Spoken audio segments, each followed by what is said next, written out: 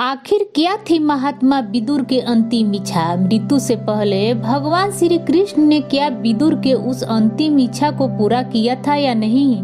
आप देख रहे हैं भक्ति मन, तो चलिए करते हैं ज्ञान की बातें। वीडियो में आगे बढ़ने से पहले हमारे चैनल को सब्सक्राइब अवश्य करें और बेल आइकन जरूर दबाएं। कमेंट में जय श्री कृष्ण जरूर लिखें। महाभारत काल के महत्वपूर्ण पात्रों में से एक पात्र विदुर को भी माना जाता है। विदुर हस्तिनापुर के मंत्री, कौरव और पांडव के काका और धृतराष्ट्र एवं पांडु के भाई थे, परंतु इनका जन्म एक दासी के गर्भ से हुआ था। इतनी महत्वपूर्ण भूमिका होने के बाद भी महात्मा विदुर महाभारत में अपना कोई अस्तित्व कायम न कर सके।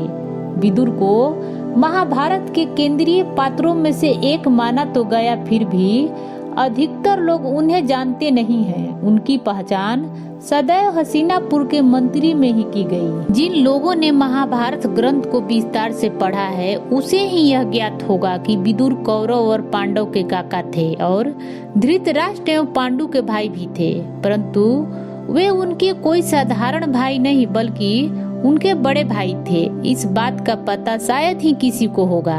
सबसे बड़ा होने के बावजूद उन्हें राजपद नहीं सौंपा गया और ना ही कभी उन्हें परिवार का अहम हिस्सा माना गया। जब महाभारत युद्ध अंतिम चरण पर पहुंचा, उस समय कौरव और पांडव के कई योद्धाओं के साथ साथ सभी संगे संबंधी वीर गति के प्राप्त हो गए थे। तब एक दिन विदुर भगवान श्री कृष्ण के पास गए और उनसे निवेदन किया कि वे अपनी अंतिम इच्छा भगवान श्री कृष्ण को बताना चाहते हैं। महात्मा विदुर ने कहा, हे प्रभु, मैं धरती पर इतना विनाशकारी युद्ध देखकर बहुत ही दुखी हो गया हूँ। मैं अपने मृत्यु के बाद अपने शरीर का एक भी अंश इस धरती पर नहीं छोड़ना चाहूँगा। इसलिए मेरा आपसे यह निवेदन है कि मेरे मृत्यु होने पर न मुझे जलाया जाए, न दफनाया जाए और न ही जल में प्रवाहित किया जाए। विदुर ने आगे फिर बोले, प्रभु, मेरी अंतिम इच्छा इतना ही है कि मेरे मृत्यु के बाद मुझे आप सुदर्शन चक्र में परिवर्तित कर दीजिए। श्री कृष्ण ने उनकी अंतिम इच्छा स्वीकार करके उन्हें विश्वास दिलाया कि उनके मृत्यु के बाद उनकी इस इच्छा को वो जरूर पूरा करेंगे।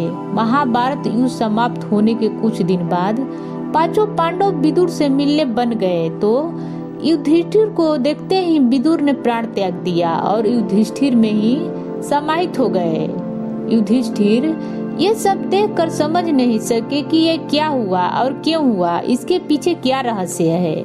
अपनी दुविधा को दूर करने के लिए उन्होंने भगवान श्री कृष्ण को याद किया। तब वहाँ भगवान श्री कृष्ण प्रकट हुए और युधिष्ठिर के दुविधा को देखकर मुस्कुराते हुए बोले, हे युधिष्ठिर, यह कोई चिंता की बात नहीं है। महात्मा विदुर धर्मराज के अवतार थे और तुम स्वयं धर्मराज हो, इसलिए वे प्राण त्याग कर तुम में समाहित हो गए हैं। लेकिन यहाँ मैं विदुर की अंतिम इच्छा पूरा करने आया हूँ। यह कहकर भगवान श्री कृष्ण ने विदुर के शव को सुदर्शन चक्र में परिवर्तित करके उनकी अंतिम इच्छा को पूरा किया।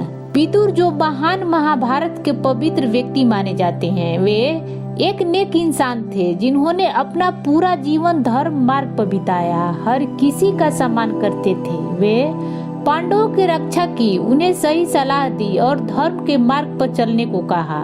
विदुर नीति को उन लोगों के लिए अच्छा माना जाता है जो धर्म के मार्ग पर चलते हैं।